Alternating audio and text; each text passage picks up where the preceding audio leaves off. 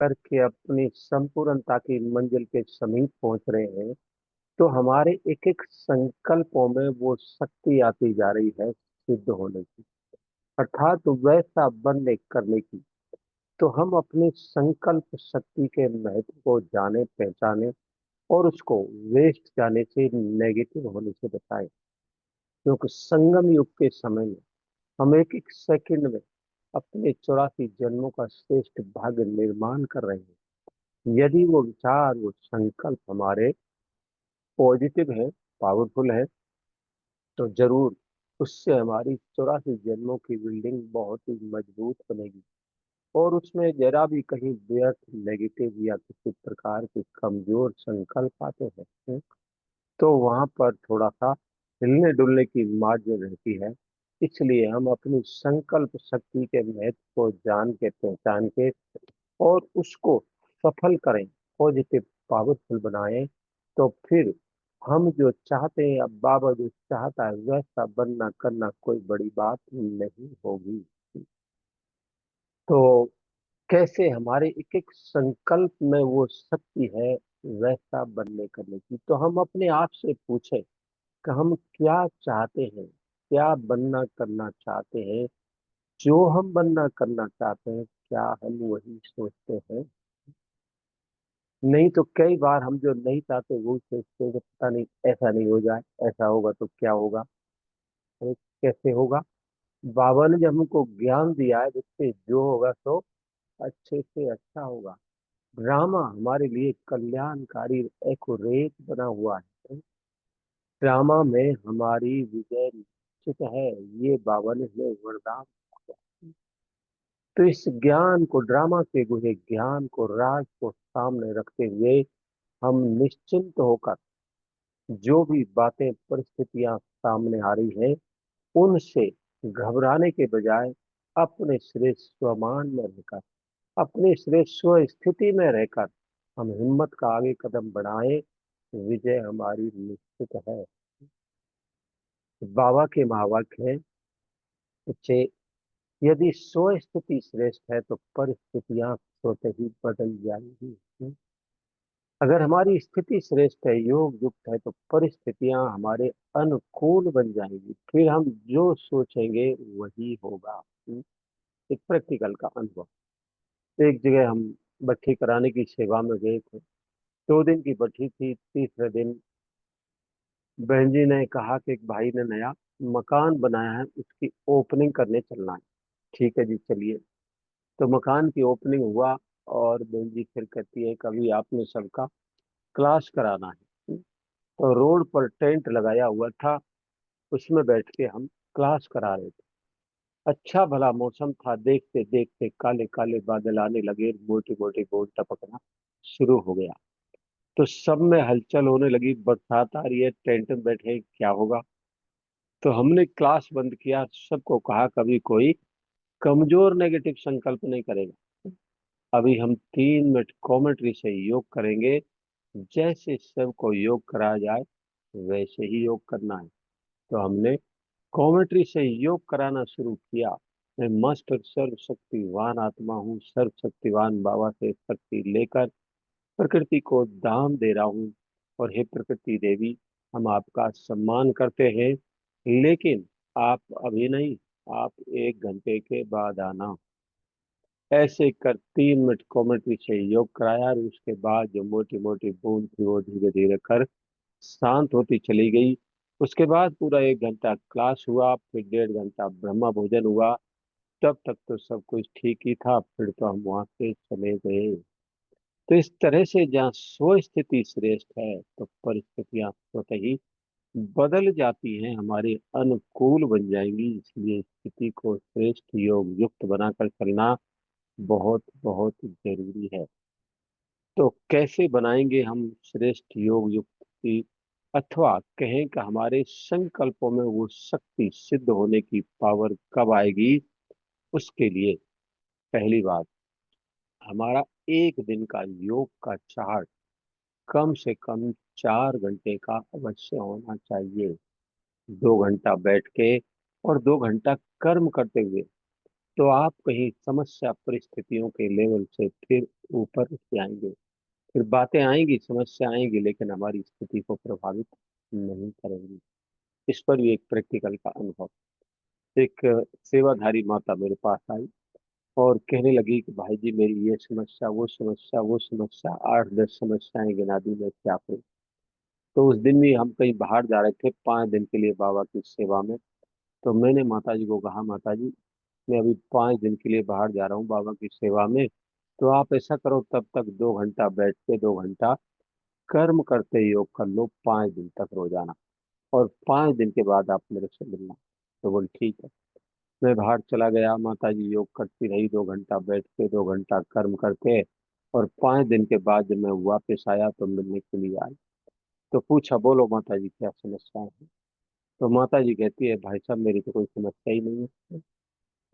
तो समस्या कहाँ है, क्यों ज्यादा है? जहाँ हमारा बाबा से योग कम है अथवा नहीं है, वही ज्यादा समस्याएं। तो हम अपने योग के चार्ट को बढ़ाएं तो सब समस्याएं स्वतः ही समाप्त होती चली जाएंगी।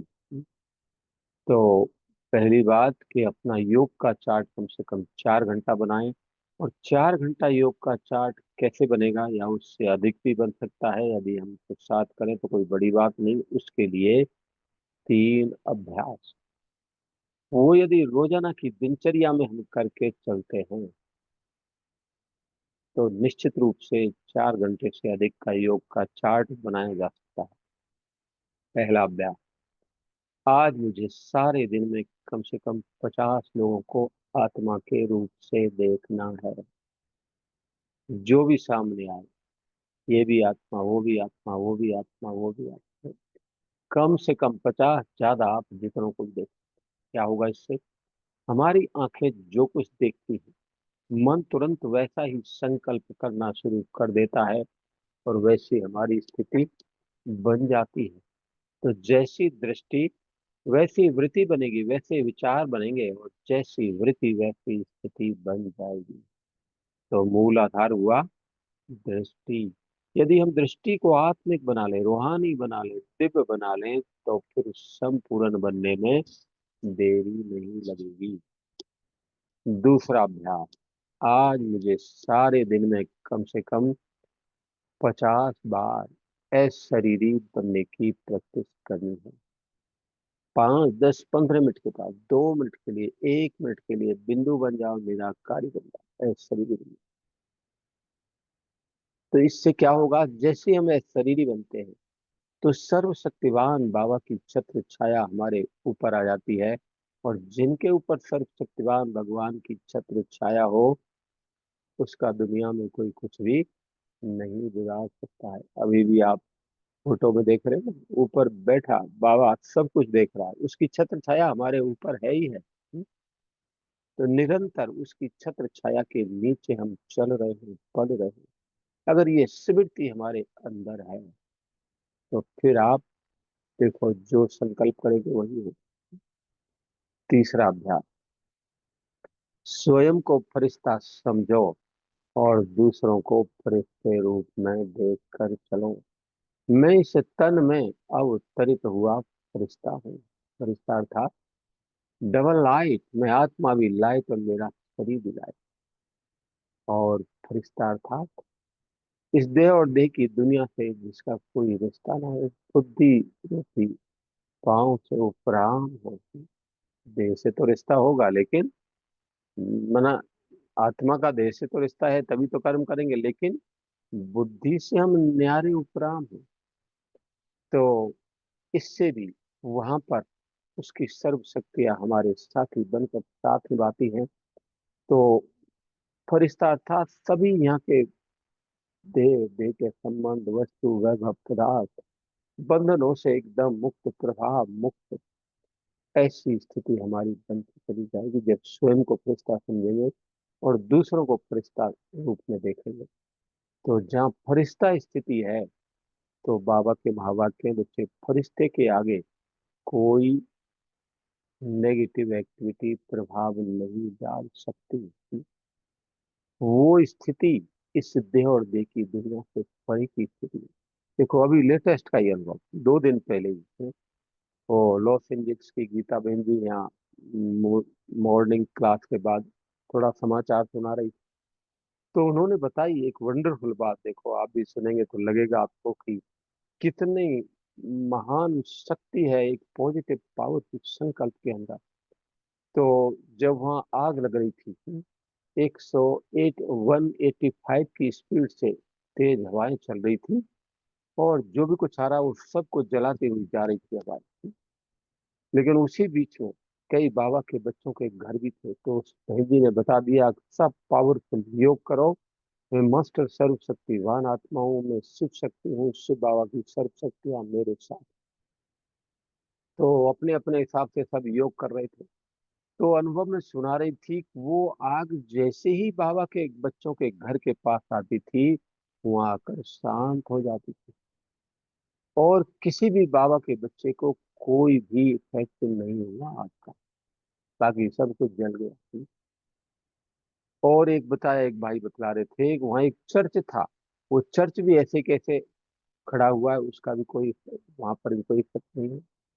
तो इन सब बातों के पीछे, अनुभवों के पीछे राज क्या है? वो यही राज है कि जिस स्थान के, जिस व्यक्ति के वाइब्रेशंस, संकल्प, क्योंकि जैसा संकल्प होगा वैसे वाइब्रेशंस फैलेंगे। तो जिस स्थान के संकल्प जिस व्यक्ति का पॉजिटिव पावरफुल है, तो वहाँ के वाइब्रेशंस भी पॉजिटिव पावरफुल बन जाते हैं। और जहाँ पॉजिटिव पावरफुल वाइब्रेशंस हैं, तो वहाँ कोई भी नेगेटिव एक्टिविटी प्रभाव नहीं डाल सकती। आज भी हम एक मुरली पढ़ रहे थे, तो जिसमें बाबा ने बताया कि जब ब्रह्मा बाबा ने शरीर छोड़ा था तो 4 दिन कैसे बीते, कुछ भी याद नहीं, भोजन रहना खाना पीना सब भूल गए, बस अभी जाना है बाबा के पास, एक बाबा दूसरा ना कोई, ऐसी लवली स्थिति थी।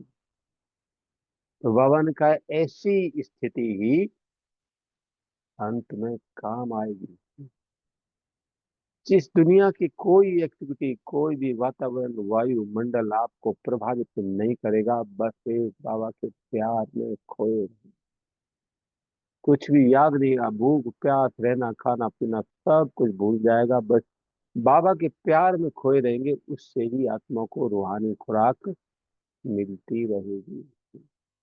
तो ये 3 अभ्यास रोजाना की दिनचर्या में यदि हम करके चलते हैं, तो उसके बाद ये फाइनल बात है कि आप जो संकल्प करेंगे वही होगा, आपका योग का चार्ट 4 घंटे से अधिक का बन जाएगा, और उसके बाद जो संकल्प करेंगे वही होगा। एक ऐसा ही अनुभव लेटेस्ट का ही, जयपुर राजस्थान की राजधानी जयपुर है, उसके 3 घंटे की दूरी पर एक शहर है हिंडौन, बड़ा शहर है। वहां हम भट्ठी कराने की सेवा में गए। तो एक सेंटर पर, बड़े सेंटर पर 1 दिन की भट्ठी थी, उनके दूसरे और 2 सेंटरों पर आधा आधे दिन की, ऐसे 2 दिन की भट्ठी। तो हमने बहन जी को पूछा भट्ठी में कितने भाई बहन होंगे, तो बहन जी ने बोला 75 के अंदर ही होंगे। तो हमने 75 मधुबन की टोली बहन जी को दे दी, और उसके बाद भट्ठी शुरू हो गई। तो लोग आते गए और लास्ट में आते आते 85 90 के अंदर लोग हो गए। लेकिन हमें इस बात का मालूम नहीं है, और वो बहन जी को पता था, गिनती किया उसने तो 15 20 30 और वहां की टोली उसने बना के रखी थी। अगर जब मधुबन की टोली कम पड़ेगी तो भाई जी से ये टोली सबको दिला देंगे। तो लास्ट में भट्ठी पूरा होने के बाद बहन जी ने अनाउंसमेंट किया, भाई सभी भाई बहने भाई जी से टोली लेने के लिए आएंगे। तो हम लाइन में आ रहे थे, हम बाबा की याद में एक एक को टोली देते जा रहे थे। और लास्ट में होते होते मैंने देखा कि जब 7 8 पीस टोली के बाकी बचे हैं, तो और लाइन थोड़ी भाई बहनों की लंबी लग रही। तो मैंने उस समय बाबा को याद कर कहा, बाबा अब देखो कैसे क्या हो सकता है, वो आप देख लेना, ये मधुबन की टोली कम नहीं पड़नी चाहिए। ऐसे मैंने बाबा को दिल से याद कर कहा। और उसके बाद मैं अनुभव कर रहा हूँ कि भाई बहने आते जा रहे हैं, हम एक एक पीस टोली का देते जा रहे हैं सबको ऐसे बाबा की याद में। लेकिन वो टोली उतनी की उतनी ही लग रही है, मेरे को कम नहीं हो रही है। और उसी टोली में से हमने सब लोगों को टोली खिला दी और लास्ट में 3 पीस और बच गए। तो लास्ट में बहन जी बोलती है, भाई जी आपने तो कमाल कर दिया कि 75 के अंदर से ही 85 लोगों को टोली खिला दी और 3 पीस और बचा लिए।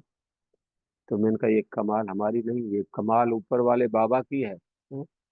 तो वो सर्वशक्तिवान है, तो वो क्या नहीं कर सकता, उसके लिए सब कुछ सहज सरल संभव है, वो जादूगर है। तो असंभव को भी संभव किया जा सकता है अगर हम उसके प्यार में लब लीन लेते हैं। हमारे संकल्प पॉजिटिव पावरफुल है तो वह असंभव भी संभव हो जाएगा। और संकल्प शक्ति के प्रयोगों में सफलता पाने के लिए हम अपने आप को व्यर्थ के विचारों से कंप्लीट मुक्त बना, क्योंकि जहाँ व्यर्थ में हमारे संकल्प चलते हैं, व्यर्थ के संकल्प, तो उसमें बहुत सारा समय और शक्तियां भी वेस्ट चली जाती है, स्थिति साधारण हो जाती है। तो हमारे विचार सदैव समर्थ शक्तिशाली होने चाहिए। और इस संबंध में बाबा के महावाक्य हैं, बच्चे यदि तुम व्यर्थ से मुक्त होते जाओ तो वहां समर्थ संकल्पों की कमाल देखने को मिलेगी। तो जब हम व्यर्थ से मुक्त होते जाते हैं तो कैसे समर्थ संकल्पों की कमाल होती है, एक प्रैक्टिकल का अनुभव। और व्यर्थ चलता क्यों है, जब हम अपने आप को खाली फ्री छोड़ देते हैं, मन को कोई काम नहीं देते। अब मन का काम है संकल्प करना। यदि आप ज्ञान योग के विचार नहीं देंगे तो जो देखेंगे जो सुनेंगे उसका ही चिंतन चलना शुरू हो जाएगा, वैसी स्थिति बन जाएगी। इसलिए जिनको व्यर्थ से मुक्त होना है, विचारों को समर्थ शक्तिशाली बनाना है, तो कोई न कोई समान का अभ्यास, चेकिंग करना, चार्ट रखना, अटेंशन देना, मनन चिंतन, स्टडी करके चलना, इन सब बातों में अपने आप को बिजी रखो। तो हमारे विचार महान समर्थ शक्तिशाली बने रहेंगे। फिर आप जो संकल्प करेंगे वही होगा। एक अनुभव इस पर भी। अभी हम लेटेस्ट में हैदराबाद से पिछले महीने 22 तारीख को ही हैदराबाद से 15 बार से आए थे, बाबा की सेवा पर गए थे। तो जब मैं हैदराबाद एयरपोर्ट पर लगेज में 15 किलो की अटैची दे दी और हैंड लगेज में अलाउ हुआ 7 किलो वजन, और मेरे पास हो रहा था 10 किलो वजन।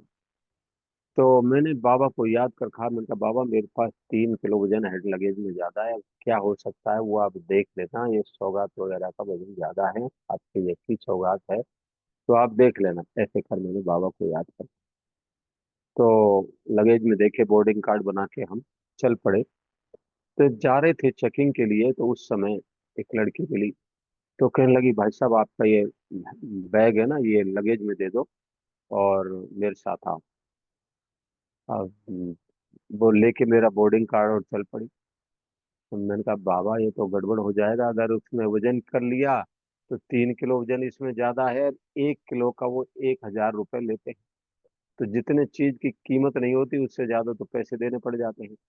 इसलिए मैंने कहा अभी कुछ आप मदद करो, आप आओ, अब क्या हो सकता है।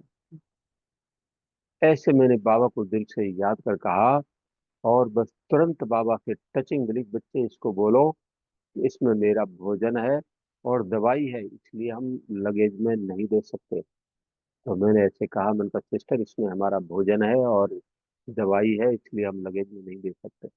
अच्छा अच्छा ठीक है, जाओ जाओ। बस 1 मिनट में बाबा ने उस समस्या का समाधान कर दिया। तो कहीं भी कोई बात समस्या परिस्थिति आए, दिल से याद करो, उसे बता दो, उसका आह्वान कर लो, तो वह बड़ी से बड़ी समस्या भी हल्की हो जाएगी। और संकल्पों में हमारी वो पावर कब आएगी जो सिद्ध हो जाए, जब जहां हमारे संकल्प पवित्र है, महान, शक्तिशाली। जितना जितना हम पवित्रता की धारणा में परफेक्ट बनते जाते हैं, तो उसमें भी हमारे संकल्पों में सिद्ध होने की पावर आती जा रही है। तो हम सब पवित्र तो बने हैं, लेकिन उसमें संपूर्णता आ जाए, उसमें हर एक नंबर वार। तो क्या है पवित्रता की संपूर्णता, उसके लिए बाबा ने हमको मुरलियों में 7 बातें बताई हैं।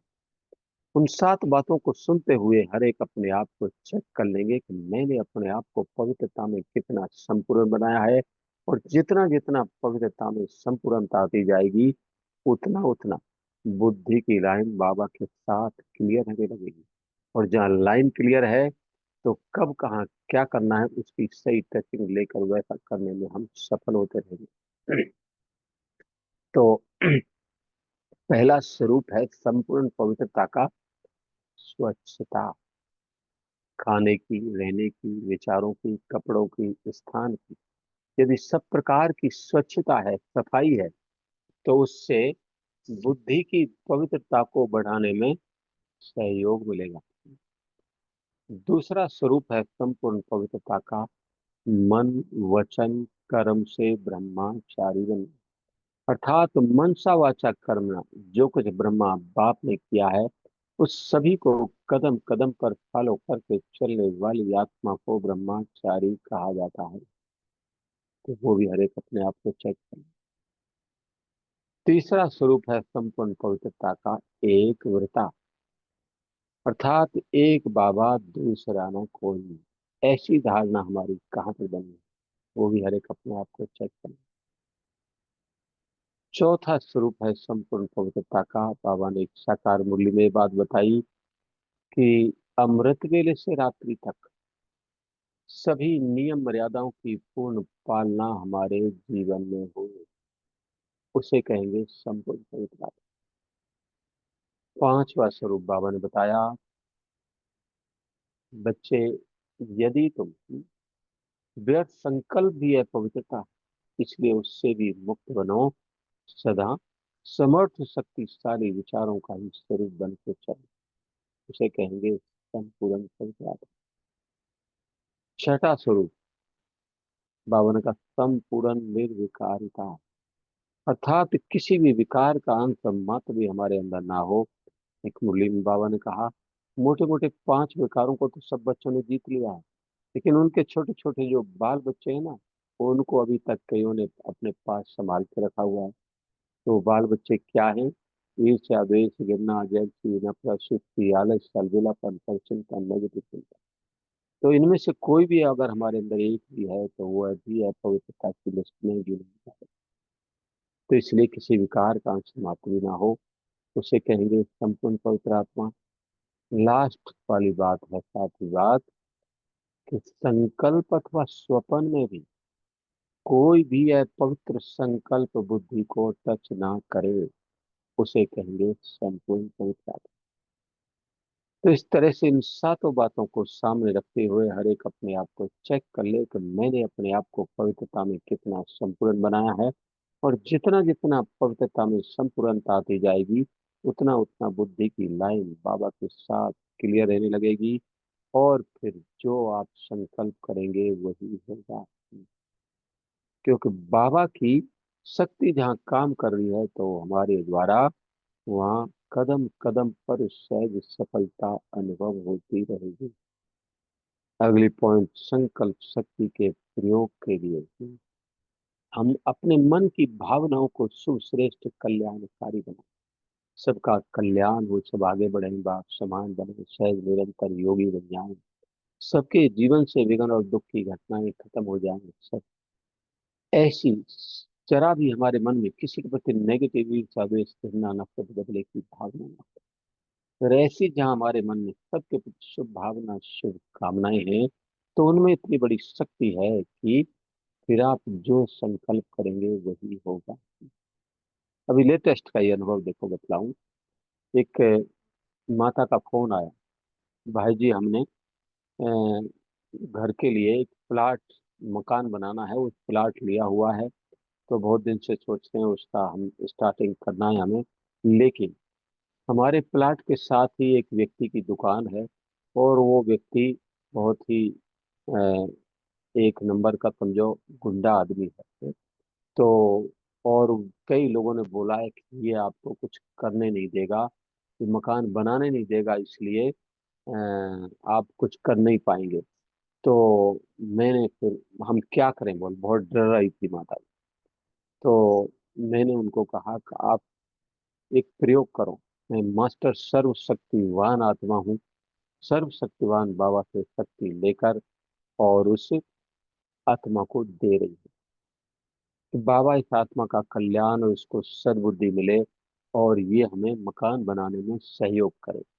ऐसे दिन का अमृत वेले 7 दिन तक बाबा से शुभ भावना शुभ कामनाओं के पावरफुल वाइब्रेशन लेकर उस आत्मा को दो। निश्चित रूप से वो आत्मा बदल जाएगी। और उस माता जी ने इसे किया। और तीसरे दिन ही उस माता जी का फोन आ गया कि भाई जी कमाल हो गया, कमाल हो गया। उनका क्या हुआ? वो तीसरे दिन ही उस व्यक्ति का मेरे पति के पास फोन आया कि भाई आप लोगों ने बहुत दिन से प्लाट लिया हुआ है, मकान क्यों नहीं बना रहे? आपको जो चाहिए मैं मदद करूंगा, आप बनाओ, मेरी तरफ से पूरी छुट्टी आप। ये है शुभ भावना शुभ कामनाओं के संकल्पों की पावरफुल कमाल।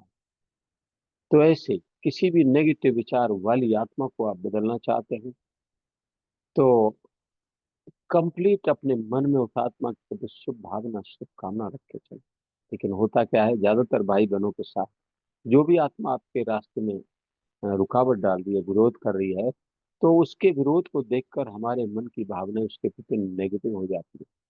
और फिर उनके वाइब्रेशन उस आत्मा तक पहुंचते हैं और वो आत्मा फिर हमारे साथ ऐसा ही व्यवहार करती है। तो इसके लिए जरूरी है कि वो तो करेंगे, देखो कोई भी जिसके सामने कोई रुकावट डाल रहा है, विरोध कर रहा है, तो जरूर उस आत्मा के साथ हमारे कर्मों का हिसाब किताब जुड़ा हुआ है। तो हम उसको न देखकर हमें अपने मन में कंप्लीट उस आत्मा के प्रति शुभ भावना शुभ कामना रख के चलनी है। तो हमारे मन की शुभ भावनाओं में इतनी बड़ी शक्ति है कि वो कैसी भी नेगेटिव विचार वाली आत्मा को बदल कर पॉजिटिव बना देंगी। तो हमारे मन में वो लोग रखेंगे, हमारे साथ गलत व्यवहार करेंगे, विघन डालेंगे, लेकिन उनके व्यवहार को देखकर हमारे मन की भावना जरा भी नेगेटिव ना हो, बदले नहीं। तो एक एक संकल्प में वो शक्ति है कि कैसी भी नेगेटिव विचार वाली आत्मा को बदल कर पॉजिटिव बना देंगी। अगली पॉइंट, इस पर भी एक अनुभव, एक अनुभव मैंने इस पर का तो सुना है। अगली पॉइंट, ये संकल्प शक्ति के प्रयोगों में सफलता पाने के लिए हम पूरी तरह से बाबा पर समर्पित बुद्धि होकर चला। कहीं भी कोई बात समस्या परिस्थिति आई, दिल से याद कर बाबा को बता दो, बाबा ये बात ऐसे ऐसे आप देख लो। वहां भी असंभव कार्य संभव हो जाए। दादी गुलजार जी के कई ऐसे हमने अनुभव सुने। कहीं भी कोई बात आई समस्या आई, बाबा को दिल से याद कर बता दिया, बाबा ये बात ऐसे ऐसे आप देख लो। एक अनुभव मुझे याद आया, दिल्ली में ही साकार बाबा के समय की बात है। तो दिल्ली जो उनकी इंचार्ज गुलजार दादी थी, बाबा के जाने के बाद भी, तो पहले दीदी मनमोहिनी थी। तो एक सरदार जी कोई बहुत विरोध कर रहा था, और वो उसके युगल ज्ञान में चलती थी। और उसकी युगल को उसने बोला कि भाई आप मुझे थोड़ी चाय बना के दो। उसको युगल ने कहा कि मेरा क्लास का टाइम होगा इसलिए मैं जा रही हूँ। ऐसे कहते वो चल पड़ी। तो उसको बड़ा गुस्सा आया और उसके पीछे पीछे ही वो थोड़ी देर के बाद और निकल गया, और चाकू लेकर के मैं इसकी आज मुझे इसकी हत्या करनी है। सेंटर पर पहुंचा तो वहाँ वो बाबा कमरे में योग कर रही थी। उसकी युगल क्लास से पहले योग थोड़ा करके फिर जाएंगे मुरली सुनने, ऐसा सोचकर। और वहाँ गया और बहन जी को पूछा, बहन जी कहाँ है वो आके मेरी युगल, उसको बताओ, मैं उस आज उससे खत्म करके रहूंगा। और वो बाबा कमरे में योग कर रही है। और थोड़ी देर के बाद उसने देखा कि ये तो योग में थी। और योग में उसको जैसे कि ऐसा लगा कि एक पावरफुल लाइट उसके चेहरे से निकल रही है। और वो लाइट को देखकर उसके विचार, ऐसा जब अनुभव किया तो उसके विचार एकदम चेंज हो जाते हैं, बदल जाते हैं। और और बहन जी से मिला, और बहन जी से मिलकर वो लगा कि तो कोई देवी है पवित्र पास। और उसके मन के विचार बदल गए। और जब वहाँ वो बैठा रहा, उसके बाद ही मुरली सुनी उसने, जो भी जितना समझ में आया, और मुरली सुन के भी उसके विचार बदले। और लास्ट को वो कहने लगा, बहन जी आप तो पवित्रता की देवी हैं, और ये तो बहुत बड़ा ज्ञान है। और मैं एक गलत भावना से आया था, मेरी युगल ने ऐसे ऐसे मेरे को बोला, तो ये तो बहुत महान है, इसलिए मुझे माफ कर दो।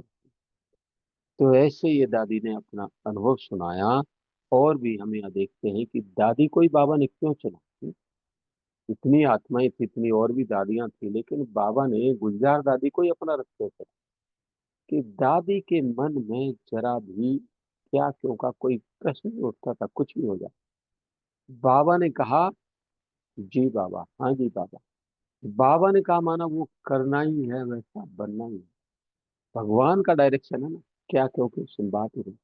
अपनी तरफ से कोई संकल्प दादी नहीं चलाती, और जरा भी अपना टाइम वेस्ट नहीं करती थी दादी। कभी भी हम जाते मिलने के लिए दादी से, तो देख के दादी मुरली पढ़ रही है या अगर कोई ज्ञान अमृत पढ़ रही है, हमेशा बिजी रहती, बस ज्ञान का भी स्टडी में, मनन चिंतन में, अभ्यास में तो इस तरह से एकदम निर्मल, निमित और निर्माण चित्त दादी, अपनी तरफ से कोई विचार नहीं। और जहाँ जिनका हृदय इतना प्योर है, निर्मल है, तो ऐसी आत्मा को ही बाबा ने अपना रथ बनाया। उसके द्वारा इतनी सेवा करते हुए हम बच्चों की इतनी सेवाएं की। तो ऐसी महान आत्माओं का आज दिन है, तो ऐसी महान आत्मा के लिए हम भी सत सत नमन करते हैं। उनके जीवन में जो शिक्षाएं थी, दिव्य गुण शक्तियां थी, उन सभी को जीवन में धारण कर हम भी अपना जीवन ऐसा बनाएंगे, तो यही हमारी उस महान आत्मा के प्रति सच्ची श्रद्धांजलि होगी। और वही महान आत्माएं हमको प्यारे अव्यक्त बाप दादा से मिलाने का माध्यम बनी, जिसके द्वारा बाबा ने हमारे को कितनी अपार खजानों से, शक्तियों से भरपूर किया है। हमारे जीवन से अनेक कमी कमजोरियां समाप्त कर अपने श्रेष्ठ योगी जीवन को बनाया है। तो इसलिए ऐसी महान आत्माओं के लिए भी हम बहुत एक भावना भरी श्रद्धांजलि अर्पित करते हैं। इसके साथ साथ हम कहीं भी कोई बात समस्या आती है, तो हाँ, अब वापस घर जाने का समय है, अब ज्यादा विस्तार करने का समय नहीं है। क्योंकि जब वापस घर जाना होता है, तो क्या करना होता है, सभी प्रकार के विस्तार को समेट कर सार स्वरूप बन जाना। क्योंकि वापस घर जाना, अगर किसी को जाना हो और भाई कुछ काम बाकी होते, ये करना है, वो करना है, वो करना है, तो बुद्धि क्या होगी, उनमें लगी रहेगी। तो विस्तार में यदि फंसी होगी और विनाश का समय नजदीक आ जाए, बाबा के बच्चे चलो वापस घर, और कहीं नहीं मेरा तो ये काम बाकी है, वो काम बाकी है, वो काम बाकी है, तो पेपर तो एक सेकंड का ही होगा। अगर बुद्धि उधर गई तो फेल। तो फेल बुद्धि किस में जाती है, फेल होने के कारण क्या बनते हैं, उनमें से एक बात, मैं और मेरापन। मैं और मेरापन, मैंने किया, मेरे नजर ऐसा, मैं हटता, मुझे आगे रखा गया। ये मैंपन का अभिमान मान कराता है, भगवान के बीच से दूर ले जाता है, पुरुषार्थ में विघ्न रूप बन जाता है, बाबा बिना अलग हो जाता है। तो कैसे मैंपन का अभिमान में दूर करता है, इस प्रैक्टिकल का अनुभव। महाभारत का युद्ध पूरा होने के बाद श्री कृष्ण पांचों पांडवों के साथ द्वारका आ गए। तो द्वारका में श्री कृष्ण ने, पांडवों ने देखा श्री कृष्ण के पास था धन दौलत हीरे जवाहरात से महल भरे पड़े। तो युद्ध जीतने के बाद पांडवों को भी अभिमान आ गया था कि हमारे कारण महाभारत युद्ध जीता गया। तो उस अभिमान का रियलाइजेशन कराने के लिए आगे ये सीन बताया है कि जब पांडव द्वारका आगे थे, तो वहां पांडवों ने देखा कि श्री कृष्ण के पास तो अथाह धन दौलत हीरे जवाहरात से महल भरे पड़े हैं। तो पांडवों ने कहा महाराज आपके पास तो अथाह धन दौलत हीरे जवाहरात है, थोड़ा हमारे को भी दे दो, हम भी ले जाएं। श्री कृष्ण ने कहा आप लोगों को जो चाहिए ले जाओ, आप लोगों के लिए सारे खजाने खुले हैं। तो उस समय तो लेने ला जाने के कोई ज्यादा साधन होते नहीं थे, घोड़े ऊंट ही होते थे। तो बहुत सारा धन माल पांडव ऊंट घोड़ों पर लाद कर और वो हीरे जवाहरात ले जा रहे थे। द्वारका पड़ती है गुजरात में, पांडव रहते थे दिल्ली। और बाई रोड अगर जाना है रास्ते के द्वारा, तो रास्ता पड़ता है गुजरात से, अगर दिल्ली जाना है तो आबू रोड की पहाड़ियों के, आबू की पहाड़ियों के नीचे होकर ही रास्ता जाता है। तो आबू जो पड़ता है राजस्थान का सिरोही डिस्ट्रिक्ट है, और लास्ट डिस्ट्रिक्ट है, वहां से आगे गुजरात लग जाता है। तो सिरोही डिस्ट्रिक्ट में अभी तो सभी प्रकार के लोग रहने लगे, लेकिन उस समय पर पिछड़ी जाति, बैकवर्ड जाति के लोग ज्यादा रहते थे, भील गरासिए। तो उनको पता चला कि पांडव बहुत सारा धनवाल हीरे जवाहरात लेके श्री कृष्ण से आ रहे हैं और दिल्ली जा रहे हैं। तो उन्होंने क्या किया, एक बहुत बड़ा संगठन बनाकर और खड़े हो गए तीर कमान लेकर। तो जैसे ही पांडव वहां के निकलने लगे तो उन्होंने तीर कमान चलाना शुरू कर दिया। उसके बाद अर्जुन ने अपना तीर कमान उठाया, तो देखता है तो अर्जुन, उसमें कोई शक्ति नहीं है, वो कुछ काम नहीं कर रहा है। तब और वो मारते जा रहे हैं तीर कमान, और वो सबको घायल करके उन्होंने सारा खजाना उनसे लूट लिया। तब अर्जुन और पांडवों को एहसास हुआ कि ये महाभारत के युद्ध में जब हम श्री कृष्ण के साथ युद्ध लड़ रहे थे तो ये मेरी शक्तियां नहीं, भगवान श्री कृष्ण ने अपनी सारी शक्तियां उसको दे दी थी, और उसकी शक्तियां मेरे द्वारा कार्य कर रही थी, इसलिए महाभारत के युद्ध में हमने विजय पाई। लेकिन जब महाभारत युद्ध पूरा हो गया था तो श्री कृष्ण ने अपनी सारी शक्तियां वापस ले ली थी, हैं? तो इसलिए वो कुछ नहीं कर पाए। तो यहाँ पर भी तो देखो, हम सभी आत्माओं के साथ, हम सभी आत्माएं उस सर्वशक्तिवान प्यारे बाबा को नई दुनिया बनाने के कार्य में सहयोग कर रहे हैं। तो उसने भी अपनी सारी शक्तियां हमारे हमारे को दे दी।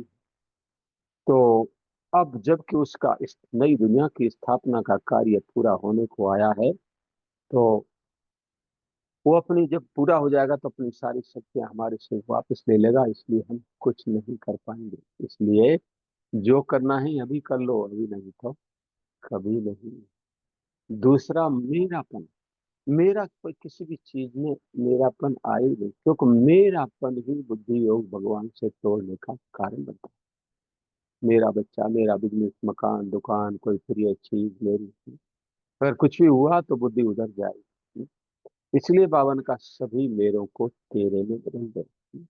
बाबा सब कुछ तेरा, तो उसका है, तो जिम्मेवारी फिर उसकी हो जाती है, वो ले लेता है, तो वो सब कुछ ठीक करेगा। अगर आपका खुद का समझ कर चलते तो जिम्मेवारी आपकी हो जाती।